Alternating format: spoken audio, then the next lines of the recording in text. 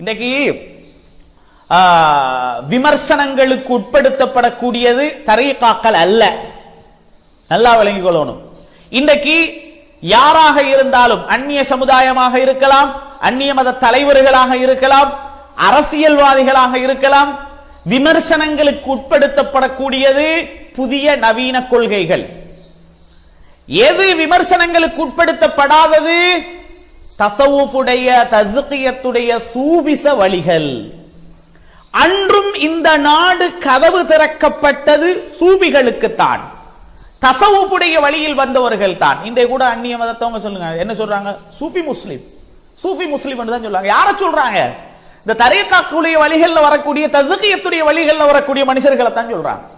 இன்றைக்கும் அன்றைக்கும் கதவு திறக்கப்பட்டது அவர்களுக்குத்தான். அந்த காலத்தில் இந்த நாட்டிலே வந்து பள்ளி வாசல்களை கட்டியதும், காணிகளை வாங்கியதும், இடங்களை கொடுத்ததும், தங்களுடைய சொத்துக்களை எழுதி கொடுத்ததும், தங்களுடைய பெண் மக்களை திருமணம் முடித்து கொடுத்ததும் யாருக்கு? அந்த தஸவுஃபுடைய வழிகளிலே வந்த சூஃபியாக்களான நன்மக்களுக்கு.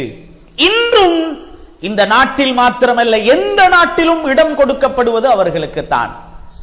இன்று அன்றும் இன்றும், அன்று இந்த பிரச்சனைகள் எல்லாம் இல்லை. இன்று யாரின் மூலமாக இஸ்லாம் இழிவுபடுத்தப்படுகிறது என்று கேட்டால், எவங்கெல்லாம் இந்த சூஃபிச வழிகள் பில, நாங்க தூய வடிவில் இஸ்லாத்தை சொல்றோம் என்று யாரெல்லாம் வருகிறார்களோ அவர்கள் மூலமாகத்தான் இஸ்லாம் இன்று விமர்சிக்கப்படுகிறது, இஸ்லாம் கேவலப்படுத்தப்படுகிறது, தீவிரவாதிகள் என்று முத்திரை குத்தப்படுகிறது.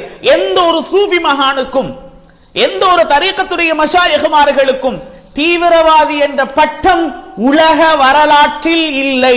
அல்லாஹு அக்பர். எந்த ஒரு சூஃபி மகானுக்கும் தீவிரவாதி என்ற பெயர் உலக வரலாற்றிலே இல்லை.